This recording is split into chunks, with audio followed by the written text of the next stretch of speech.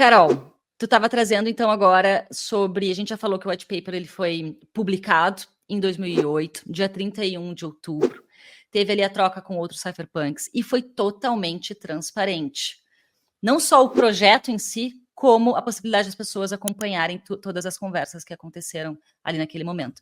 E principalmente, o que muita gente esquece, valia R$0. Valia nada, era só uma ideia naquele momento. E valeu R$0 por muito tempo. Isso, para mim, o ponto crucial disso tudo é que isso foi antes dele rodar a rede. Ou seja, Satoshi divulgou numa lista de pessoas que poderiam fazer uma cópia e começar a rodar um protocolo parecido antes, né? Ou poderiam pegar para si a ideia. E ninguém fez isso. Né, até eu abri aqui uma lista de curiosidades sobre sobre essa época do white paper. Na verdade, a galera dessa lista de e-mails ficou incomodada que o Satoshi estava publicando ali. Disse que era para ele ir debater o projeto dele em outro lugar.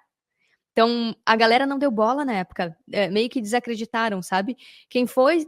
Alguns cypherpunks, claro, trocaram com ele, como o Ralph Finney, e depois de uma semana começou a trocar e-mails com o Satoshi.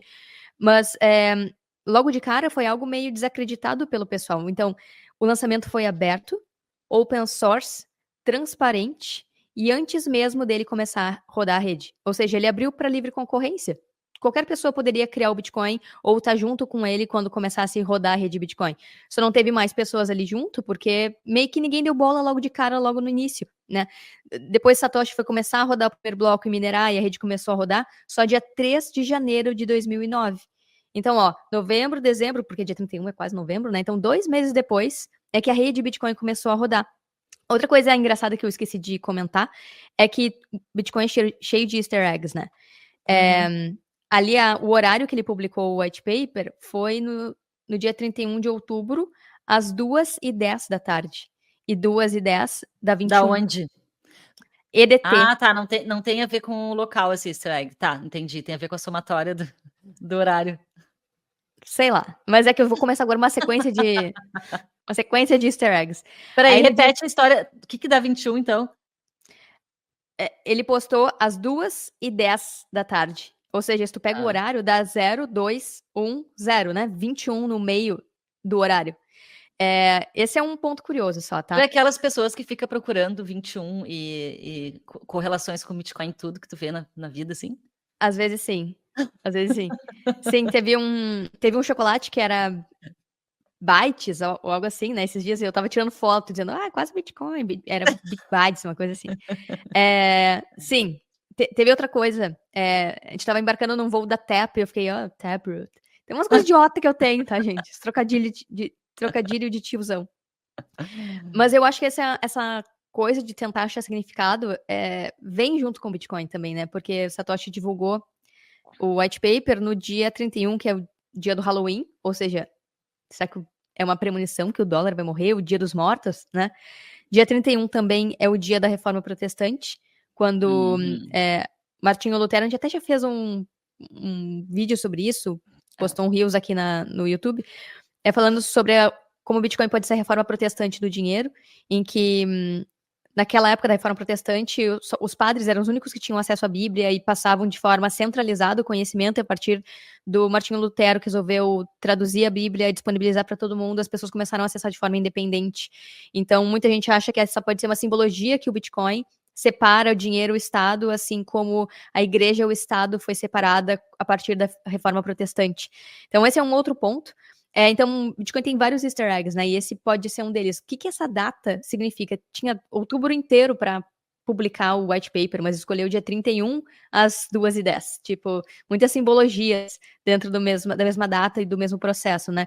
E a DEA da Indonésia postou hoje que no dia 31 de outubro também foi o dia que foi postado pela NSA, a Agência de Segurança Nacional dos Estados Unidos, como mintar algo em criptografia, um dos artigos que precede a criação do Bitcoin, né? E aí vem as teorias da conspiração, que diz que... Vou abrir aqui para ler, tá? Que diz que o Bitcoin foi criado pela Agência Nacional de Inteligência dos Estados Unidos, né? Mas aqui ela publicou aqui, feliz dia do white paper do Bitcoin. Você sabia que dia 31 de outubro também é o aniversário do lançamento do livro Como Fazer um Mint, pelo NSA, que lançou as bases para o Anônimo e Cash? E Satoshi o tempo todo trata Bitcoin como um e-cash, inclusive no e-mail que a gente viu, ele trata como e-cash. Ou seja, Bitcoin não é anônimo, ele é pseudônimo. Todas as informações ficam públicas de open source, mas ele também já dá dicas de qual que é, talvez, a intenção por trás do Bitcoin de criar um sistema de dinheiro eletrônico, também apoiado nas bases do eCash, que isso pudesse desenvolver no futuro, né? Porque claramente, da forma como o Bitcoin é quando foi lançado, ele não é nem um pouco anônimo. E Satoshi também lança ali as bases de privacidade, dizendo que não tem privacidade, é pseudônimo. Tu precisa cuidar se tu for vincular os teus dados ao Bitcoin, aos seus bitcoins quando for transferir, mas ao mesmo tempo essa transparência radical é o que diferencia justamente ele do dinheiro fiat dos bancos centrais, que é totalmente obscuro. A gente não sabe nada da política monetária para daqui 2 meses, imagina para daqui 1 ano, imagina para daqui 100 anos, como o Bitcoin permite, né? Enfim, e aí tem essas coincidências, né?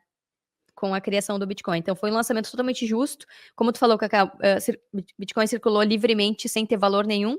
Aí Satoshi depois desapareceu, a adoção foi totalmente orgânica, as pessoas rodando, tentando minerar, e Bitcoin se desenvolveu e cresceu como uma commodity digital, não como uma empresa.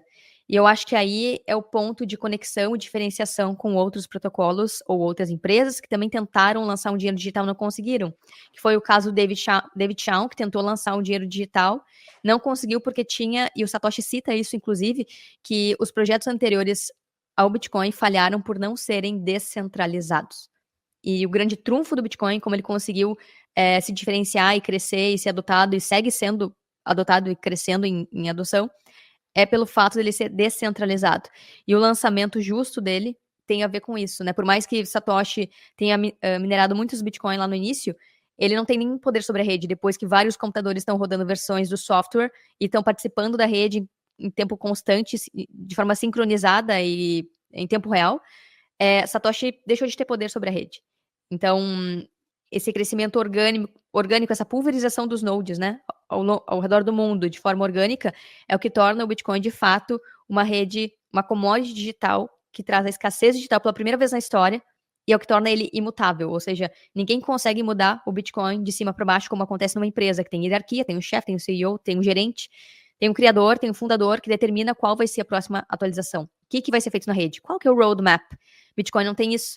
Bitcoin é totalmente descentralizado, é por isso que tudo acontece de forma lenta e a adoção, enfim, também é de forma lenta, porque não é uma empresa, é uma rede que está crescendo organicamente. E aí vamos partir para os outros protocolos. Cacá, tu quer comentar alguma coisa ainda sobre o Bitcoin e a criação dele? Eu ia comentar que se Satoshi não tivesse desaparecido, muito provavelmente, a partir do momento que Bitcoin começou a ganhar valor, muito provavelmente ele ia ser perseguido, ser preso, provavelmente talvez morto. Se Bitcoin não fosse realmente descentralizado, haveria uma perseguição, eu acredito que haveria uma perseguição tanto ao criador, Satoshi Nakamoto, como houve, só que não encontraram Satoshi. Ninguém encontra quem é essa pessoa, ninguém sabe quem é essa pessoa. É muito ingênuo da nossa parte pensar que não foram atrás de Satoshi.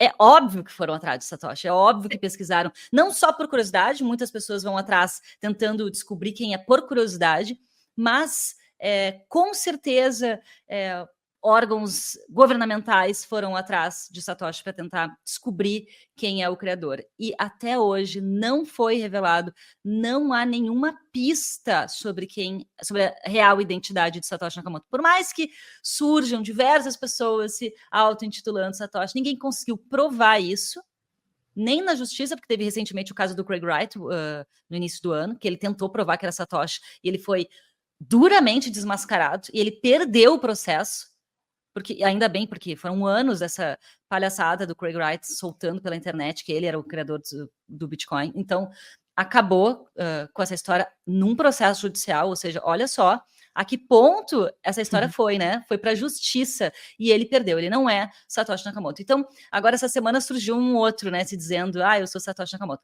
Eu acho até bom que vão surgindo pessoas que digam que é Satoshi Nakamoto. Eu também sou Satoshi Nakamoto. Eu acabei de revelar isso para vocês, porque todos nós somos Satoshi Nakamoto. Ele desapareceu. Ninguém sabe quem é.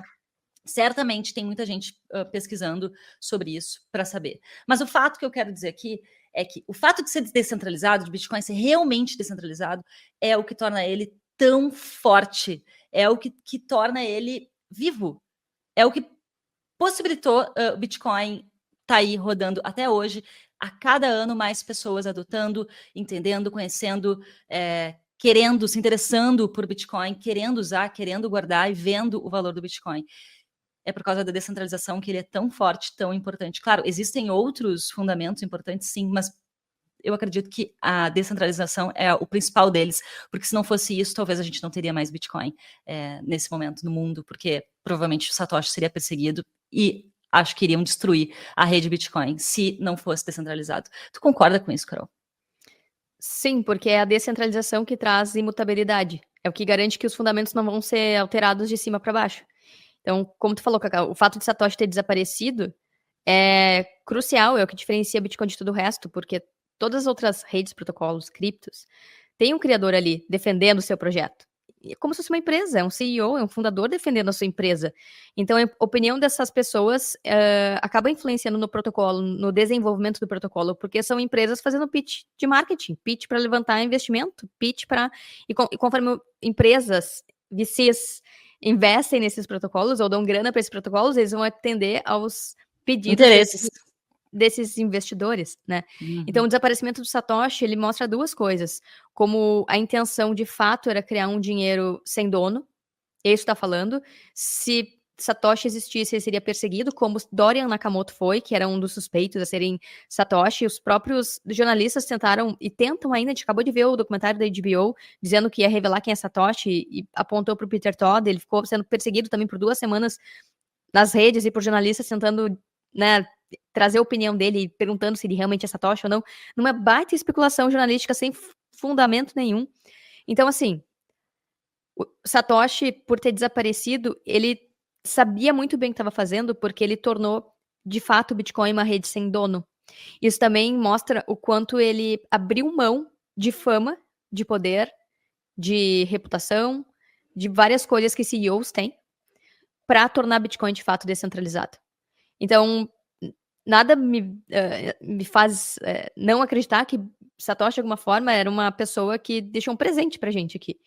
Porque seja ele uma pessoa ou um grupo de pessoas, cada passo foi muito bem acertado, assim. E os easter eggs nos fazem crer que não foi ao acaso, não foi, Satoshi sem querer criou uma coisa magnífica. Só que, tipo assim, são tantas coisas alinhadas, por favor, descentralização, blockchain, criptografia, ele sumiu, é escasso. São tantos conceitos num negócio só que não tem como não ter sido pensado propositalmente, direcionado para isso, pegando todos os erros do passado e entregando isso. E o último ato de benfeitoria de Satoshi foi justamente ter sumido. Então ele abriu mão do ego dele em prol de algo muito maior do que o próprio Satoshi. E esse sumiço do Satoshi é o que torna Bitcoin maior do que Satoshi. Por isso que quem é Satoshi não importa mais. Quem ficar cavocando tá fazendo mal pro Bitcoin. Não o contrário. Tá no ego tentando dizer pro mundo que eu descobri o Bitcoin, sabe? Eu sou o máximo, tá tentando se achar. Quando, na verdade, é muito bom pro Bitcoin, muito bom pra gente, como humanidade, que não se descubra quem é o criador do Bitcoin, ou os criadores, né? Então, que se mantenha isso como é agora, sem um dono, sem um criador que possa, no mínimo, ser cavocada a história desses criadores, ou desse criador, e trazer como se fosse algo que a intenção era fazer de tal jeito, e daqui a pouco as atualizações começam a seguir opiniões do passado, sabe? Então, quanto menos se souber de Satoshi, melhor.